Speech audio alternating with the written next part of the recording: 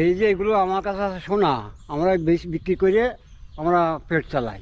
মৃত খেজুর গাছের গোড়া থেকে টেনে টেনে বের করছেন সোনার দড়ি বা লম্বা শক্ত শিকড়।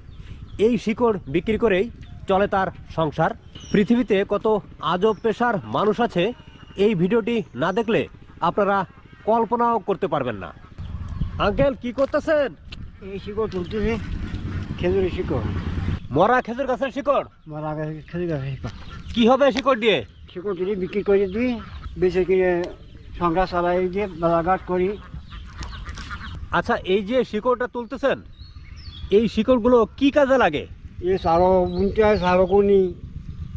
মাছ ধরা যে চারো ঘুনি সেগুলো বলতে হয়, তাই না? হ্যাঁ। আচ্ছা,